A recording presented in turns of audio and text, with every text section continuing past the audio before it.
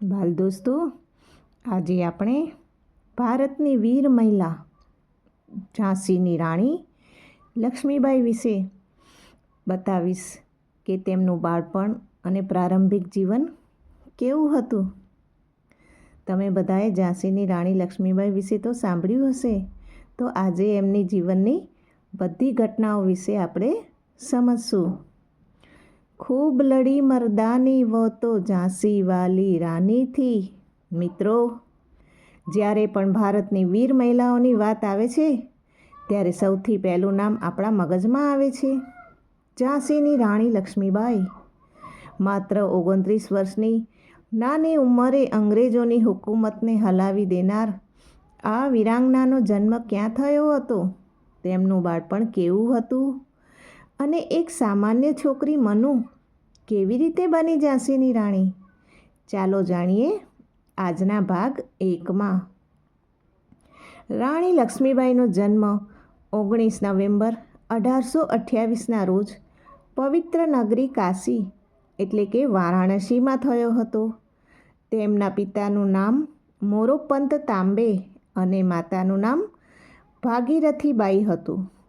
તેમના બાળપણનું નામ મણિકર્ણિકા રાખવામાં આવ્યું હતું અને પ્રેમથી બધા તેમને મનુ કહીને બોલાવતા હતા. મનુ હજી માત્ર 4 વર્ષના હતા ત્યારે તેમની માતાનું અવસાન થયું.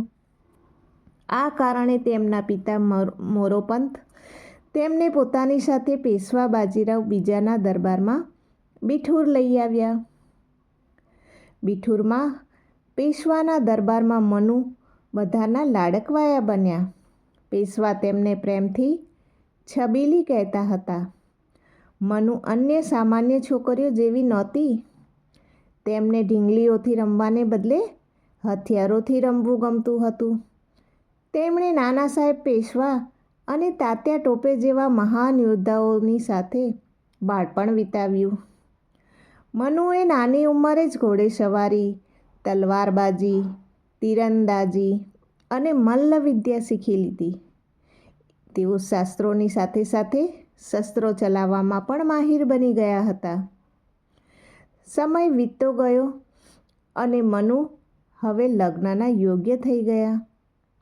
વર્ષ 1842માં માત્ર 14 વર્ષની ઉંમરે તેમના લગ્ન ઝાંસીના મહારાજા ગંગાધરરાવ નેવાડકર સાથે થયા. લગ્ન પછી પરંપરા મુજબ તેમનું નામ બદલીને લક્ષ્મીબાઈ રાખવામાં આવ્યું. આ રીતે કાશીની નાની મનુ હવે ઝાંસીની રાણી લક્ષ્મીબાઈ બની ચૂક્યા હતા. રાણી બન્યા પછી પણ તેમણે મહેલમાં મહિલાઓની એક અનોખી આખી સેના તૈયાર કરી અને તેમને પણ યુદ્ધ કળા શીખવી.